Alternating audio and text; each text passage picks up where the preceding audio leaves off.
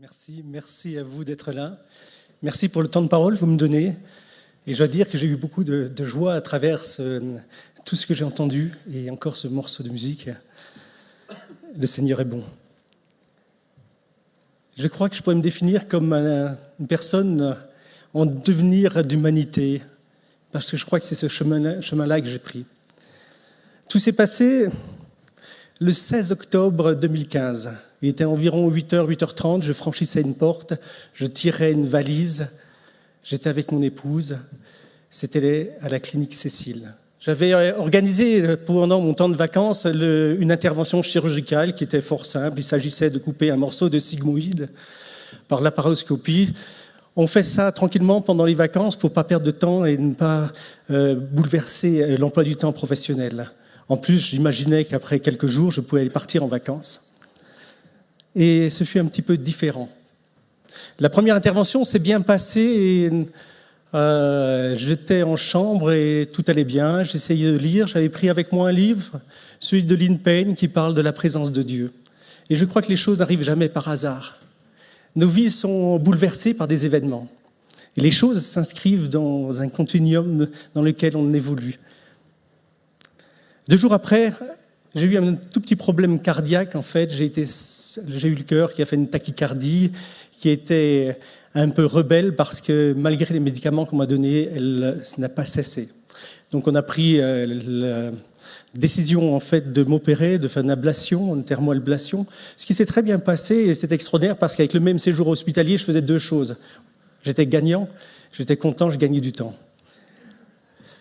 Puis est arrivé le jeudi, on m'a dit que je pouvais repartir à la maison, donc j'ai fait ma valise très rapidement. Je suis allé à Morges faire quelques pas, faire 2-3 emplettes.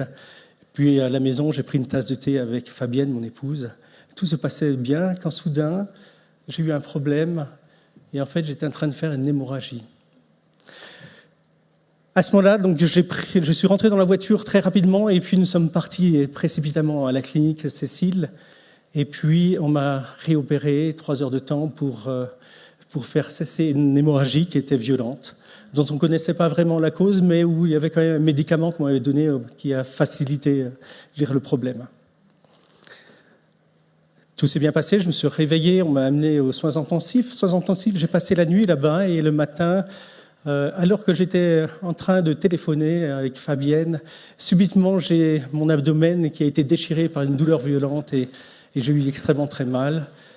En fait, je venais de faire un lâchage et ce que le chirurgien avait très bien façonné, en fait, s'était détruit dans mon organisme. Et donc, j'étais en choc septique et j'ai fait une péritonite aiguë. Alors, on m'a reconduit au bloc opératoire et puis après, je ne me souviens plus beaucoup de choses. Je me suis réveillé le lendemain et j'avais l'impression que mon corps faisait partie du lit, que la seule chose qui était mobile, en fait, c'était ma tête et mes pensées. Le restant était comme inerte. Puis on m'a un peu expliqué ce qui arrivait. Et je suis resté en fait en soins intensifs pendant 15 jours. 15 jours à lutter et à ne pas trop savoir ce qui allait se passer. Et c'est vrai que un ami m'avait apporté un livre très intéressant de Marion Collard-Muller qui parle notamment de son épreuve qu'elle a eue, de sa dépression. Et j'avais commencé à lire pendant le mois où ça allait qu'elle se référait à Job. Et pour moi, ça a été une grâce extraordinaire, parce que j'ai pensé à cet homme-là. Pendant 15 jours de mon séjour aux soins intensifs, en fait, je suis allé de dégradation en dégradation, et chaque jour, on m'apportait une nouvelle, pire, une mauvaise nouvelle. Un peu comme Job. Et ainsi de suite, j'ai passé plusieurs jours. Fabienne était très souvent présente à côté de moi et j'ai eu beaucoup de réconfort à travers cela. J'ai eu le plaisir d'avoir des visites, d'avoir des gens qui pensaient à moi, des gens qui priaient pour moi dans tous les coins d'Europe, des gens à Hong Kong aussi, des gens à New York, dans des endroits, dans une petite salle à côté de Lausanne, enfin bref. Cet accompagnement a été extrêmement fort et m'a bouleversé. Un beau jour, les médecins sont arrivés, ils étaient 3, 2 intensivistes, un chirurgien, et puis c'était à ce moment-là où on ne savait plus que faire. Les uns disaient, il faut opérer absolument M. Stocker, tandis que le chirurgien disait, mais si j'opère M. Stocker, je vais le perdre. Et on est arrivé dans une impasse thérapeutique, ma vie était en jeu. Subitement, quelqu'un m'a susurré que dans le texte biblique, il est parlé de l'onction d'huile. Et donc j'ai appelé les anciens de mon église, et ils sont venus un soir à 10h, dans mon box, aux soins intensifs, et ils ont tout simplement procédé à cette onction d'huile. 2 jours après, je sortais des soins intensifs. Je n'étais pas complètement rétabli, non. Mais j'étais stabilisé, et ma guérison commençait. Ce jour où j'ai poussé la porte de la clinique Cécile, je pensais y rester quelques jours, et en fait, en poussant cette porte, c'est 3 mois d'absence professionnelle que j'ai poussé. Parce qu'effectivement, en sortant de la clinique, j'ai fait de la réhabilitation, et après, j'ai encore dû avoir une longue période de convalescence pour me remettre de cette situation-là. Et c'est vrai que je n'avais jamais imaginé cela. 3 mois absent de son cabinet. Avant de sombrer vraiment, j'avais donné 2-3 informations à mon épouse. Je lui ai dit ce qu'elle devait faire, un certain nombre de patients qu'elle devait décommander. J'avais aussi des réparations que je devais faire, de l'entretien sur mes installations, je lui ai demandé de s'en occuper. Et puis après, je l'ai laissée seule avec ce souci. Et de manière admirable, elle a géré le cabinet. Elle a trouvé quelqu'un pour me remplacer. Ma fille, qui est médecin dentiste, a mis le pied à l'étrier alors qu'elle était jeune diplômée. Moi, je ne pouvais plus m'occuper de quoi que ce soit. Je devais lutter. Une porte poussée. Alors, il y a 3 pensées comme ça qui me viennent à l'esprit pendant ma période des soins intensifs. La première, c'était un pourquoi. Et ce pourquoi m'a amené tout d'abord à me poser la question de la justice et de l'injustice d'un tel événement. Et la deuxième question qui était sous-jacente, c'est en quoi j'étais responsable. Et la question c'était, mais si tu permets cela, c'est pourquoi ? Pourquoi tu veux cela ? En quoi j'ai fait quelque chose de faux ? Et là, le personnage de Job est venu à ma rencontre et m'a dit tout simplement, mais tu sais, on ne peut pas tout rationaliser dans la vie, qu'il y a un domaine qu'on ne connaît pas bien, le domaine spirituel. Mais l'histoire de Job a un prologue qui permet d'expliquer énormément de choses. Et j'ai eu le cœur en paix parce que je savais que toute chose était conduite dans la main de Dieu et qu'il n'y avait ni punition, mais que j'avais sa présence. Les jours passant aux soins intensifs, il a fallu à un moment donné se préparer au pire, et donc j'ai été visité par la mort. Je venais de fêter 51 ans, 3 jours avant, et personne d'ailleurs m'avait souhaité un joyeux anniversaire. Je ne l'ai toujours pas compris d'ailleurs. La mort. Et c'est la première fois que je réfléchissais à ce problème de la mort. Et je crois que Dieu m'a accompagné parce qu'il m'a fait juste comprendre que la mort n'était pas une rupture. Que la mort, c'est une continuité avec la vie avec Dieu. Et que sa présence est d'autant plus forte. Et je n'ai point eu peur de la mort. Et je l'ai acceptée. Et cette pensée m'a traversé l'esprit en me disant, il est juste de mourir à 51 ans. Il est juste de vivre à 51 ans. Si toi, tu le veux. Mais j'ai gardé cette pensée et je me suis dit, mais comment en parler à mes proches ? Où en sont-ils dans cette démarche et cet accompagnement d'un malade ? Et 24 heures après, je me suis tourné vers Fabienne, qui était proche de mon lit. Je lui ai dit, est-ce que tu as pensé au pire ? C'est important pour moi d'accorder notre pensée. Et elle m'a dit oui.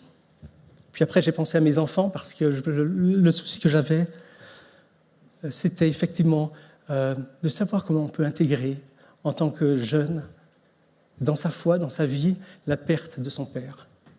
Et pour moi, ceci m'a bouleversé. Et j'ai prié pour eux.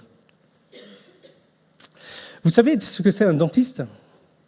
J'imagine Hein? On a tous une expérience assez extraordinaire, la joue gonflée, la chic. Des fois, on est content de le voir, mais souvent, on n'est pas très content. Le métier de dentiste, c'est un métier extraordinaire et j'aime mon métier. C'est un métier difficile, c'est un métier qui est méconnu, je crois. Si vous voulez, c'est un petit peu comme un horloger qui essayerait de faire un mouvement, alors qu'il fait ça dans une bassine pleine d'eau, et que celle-ci, en fait, est sujette à un mouvement de balancier droite-gauche, et qu'il essaye, en fait, d'éviter qu'il y ait de l'eau dans le mouvement, arriver à préserver l'étanchéité. C'est quelque chose d'extrêmement difficile et pénible. Dentiste, c'est aussi arriver à métaboliser les peurs de quelqu'un qui arrive, de prendre sur soi cette angoisse et d'arriver en fait à l'évacuer. C'est aussi regarder une horloge en se disant « Tiens, il me reste très peu de temps et il y a déjà le prochain patient qui est là. » Et pourtant, j'ai pris cette dame qui avait loupé son rendez-vous parce qu'elle est venue 24 heures trop tôt, mais elle est si âgée, il faut que je la prenne.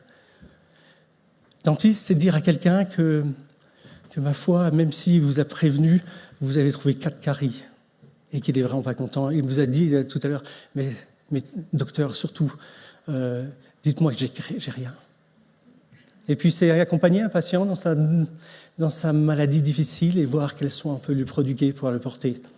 Et c'est vrai que toutes ces difficultés qu'on a, j'espère que vous y penserez quand vous verrez votre dentiste et que vous aurez beaucoup de compassion avec lui.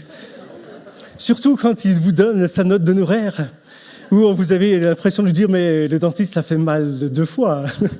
Oui. J'ai ressenti cela et avec le temps, c'est quelque chose qui a été très, très dur. Vous savez, parce que nous sommes un métier où on dit que vous êtes un menteur, vous êtes un voleur, et c'est très dur de porter comme casquette. Et je me suis senti seul, d'une profonde solitude. Et le jour où j'ai ouvert la porte de la clinique Cécile, en fait, j'ai ouvert une porte. Et je vais appeler ça la porte de la joie. Parce que la porte de la joie, c'est savoir qu'on a un Dieu qui est au-delà de tout et qui prend soin de vous.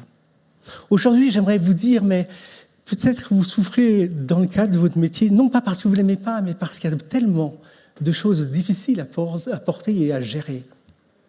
J'aimerais vous poser juste la question, c'est qu'est-ce que tu as investi dans ton travail et que cherches-tu ? On peut chercher l'estime de soi, on peut chercher sa valorisation, on peut chercher de l'argent, on peut chercher à être reconnu socialement. Et pourtant, je crois que tout cela, en fait, si c'est l'unique but, ce sont des coquilles vides qui vont vous faire souffrir. Aujourd'hui, je parlerai de dissociation. La dissociation entre votre œuvre et la manière dont vous allez travailler. Votre métier, vous savez, ça va être tout simplement les bonnes œuvres qui ont été préparées à l'avance pour vous. Et vous pouvez le vivre avec joie. Parce que ça va être le lieu d'une rencontre particulière avec Dieu. Dissociation parce que c'est en récitant de notre Père qu'on comprend que Dieu veut dissocier une seule chose, c'est à la fois des gains qui nous permettent de vivre et puis un service. C'est vivre son métier dans la réalité d'être serviteur. Et Dieu s'occupe du restant. Il s'occupe. Il est dit, demandez le pain quotidien à votre Père. Ne vous faites plus confiance. Ayez confiance en cela. N'ayez pas de soucis. Par contre, dans votre œuvre, soyez bon. Soyez bon, soyez juste, soyez excellent. Parce que votre œuvre est pour le roi. Dissociation, pour moi, c'est ce lâcher-prise que j'ai rencontré un jour au soin intensif alors que tout allait mal tourner et que les gens ont pris soin de moi. Ce lâcher-prise, c'est prends tes responsabilités, mais Dieu intervient. Tu vas faire, pour nous, on fait des choses des fois qui sont complexes, qui sont difficiles. On passe à côté d'un nerf dentaire, on ne veut pas le blesser. C'est remettre les choses dans la prière. J'aime faire cette prière dans le silence de mon cœur, devant chaque patient. C'est poser mes mains et demander à Dieu qu'il les bénisse, afin d'être serviteur. C'est penser à l'acte que je vais produire en lui disant « Père, j'aimerais arriver à tel résultat et donne-moi la sagesse. » Parce que dans le cheminement que je vais avoir, il y a des imprévus. Mais toi, tu es là. Toi, tu es là. Alors le courage, je crois que c'est ce courage d'être, mais d'être avec lui. Et si j'ai parlé tout à l'heure de ce chemin d'humanisation, c'est parce que je crois qu'on a un modèle extraordinaire. Et aujourd'hui, c'est un petit peu ce que j'ai envie de dire. Nous avons le modèle du Christ, homme parfait. Et cet homme, il demande tout simplement à ce que vous lui ressembliez. C'est un modèle. Il est la parfaite humanité auquel Dieu désire qu'on tende. Nous sommes tous des humains en chemin d'humanité pour ressembler au Christ. Et je finirai par juste cette bénédiction d'un père qui disait à son enfant, tu as grandi comme un rejeton, mais tu es devenu ce rameau qui passe au-dessus de la muraille pour donner son fruit. Et Dieu nous appelle à cela.